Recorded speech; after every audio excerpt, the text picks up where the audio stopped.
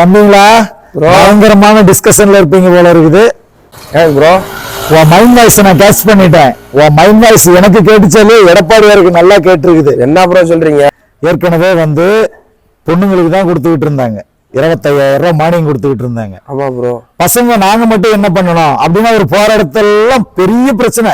போற இடமெல்லாம் ஒரே சத்தமா போடுறாங்கல்ல, எங்களுக்கு வேணும் எங்களுக்கு வேணும். அது எடப்பாடியாரோட காதுக்கு போச்சு. சரி நம்ம பசங்க தானே, ஆல் பாஸ் போட்டவர் தானப்பா உங்களுக்கு எல்லாத்துக்கும், அதனாலதான் உங்களுக்கு 10,000 ரூபாய் தரப்போறாரு.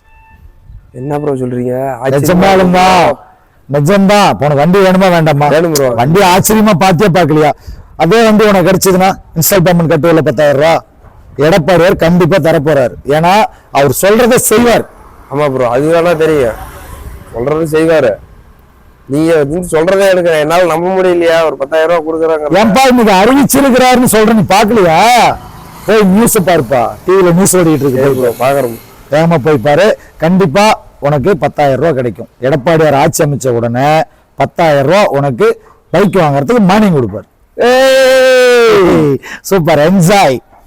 ஏடிஎம்கே ஏற்கனவே கொடுத்த 297 தேர்தல் வாக்குறுதிகளோட எடப்பாடியார் இப்ப 298ஆவதா ஒண்ணு கொடுத்து யங்ஸ்டருக்கு ஒரு சர்ப்ரைஸ் கொடுத்திருக்கிறாரு. எஸ், 298வது வாக்குறுதி.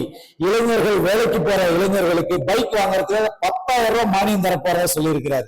உண்மையிலேயே நிறைய இளைஞர்களுக்கு இந்த பைக் வாங்குறது ஒரு பெரிய கனவாக இன்னைக்கு வரைக்கும் இருக்குது. எளிய குடும்பத்துல பிறந்தவங்களுக்கு அது ஒரு கனவுதான். அந்த கனவை நனவாக்கும் விதமாக 10,000 ரூபாய் மாணவர்களுக்கு, இளைஞர்களுக்கு எடப்பாடியார் பைக் மானியமா கொடுக்கிறார். உண்மையிலேயே இது ஒரு நல்ல ஸ்கீம், ஒரு நல்ல டெவலப் ஆகும். அதுவும் இல்லாம இது ஒரு பெரிய இம்பாக்ட் ஏற்படுத்தும். எப்பவுமே அதிமுக கொடுக்கிற தேர்தல் வாக்குறுதி எல்லாம் அப்போதைக்கான சாதாரண ஒரு இன்ஸ்டன்ட் கிடையாது, எதிர்காலத்தை கருத்தில் கொண்ட ஒரு திட்டமாக தான் இருக்கும். அந்த மாதிரி பல ஆயிரக்கணக்கான ஏழை இளைஞர்களுடைய கனவை இந்த திட்டம் நிச்சயமா பூர்த்தி பண்ணும்.